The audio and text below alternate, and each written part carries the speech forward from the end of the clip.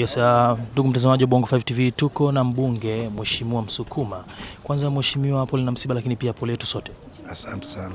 Baba, kwa haraka tu Mheshimiwa Msukuma, marehemu Rauda alikuwa ni mtu wa namna gani, lakini pia ulimfahamu vipi enzi za uhai wake? Okay, mimi nimemfahamu kupitia Dennis. Dennis huyo mlikuwa mnamoja, ni rafiki yangu miaka mingi sana. Mimi nafanya kazi ya nyumba. Kwa Dennis ni mtu ananisupply vitu vingi sana, decoration vya nyumba. Ni rafiki yangu wa karibu, amekuja kwangu, amenitengenezea nyumba za Dodoma. Kwa hiyo nimepokea msiba kwa masikitiko makubwa, kwa sababu ni msiba wa ndugu yake na rafiki yangu.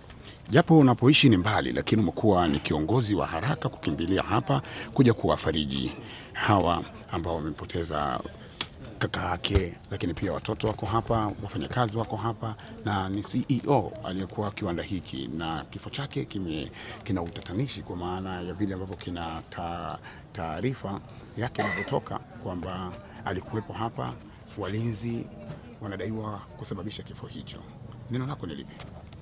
Kwanza, dunia sasa hivi ni kijiji, urafiki hauhitaji kusema mbali. Huyo ni kama Mtanzania, maana ameshaishi hapa muda mwingi, unasikia anaongea Kiswahili.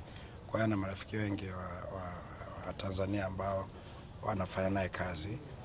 Lakini la pili, tumepata taarifa kuhusiana na msiba uliotokea, jinsi kaka alivyopata madhara, na ameeleza mambo mengi mitandaoni. Nadhani serikali inafanya kazi, na sidhani kama unaweza ukaua mtu ukabaki salama. Ni swala la muda tu, watapatikana na hatua zitachukuliwa, na ni kitendo ambacho sio kizuri kwa nchi yetu Tanzania, hasa kwa wageni.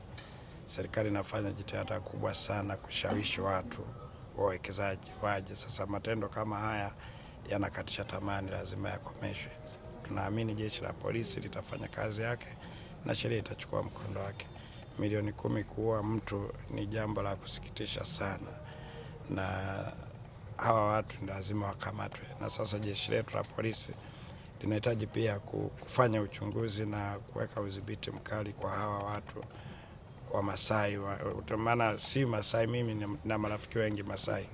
Tabia za Kimasai si za kuua watu, na ni rafiki wa watu wengi. Sasa na wana mila zao za kukaa na majampia ama visu manini. Kwa hiyo ni lazima serikali na jeshi la polisi lifanye uchunguzi, kuwadhibiti wale wenye tabia mbaya, kuwashughulikia.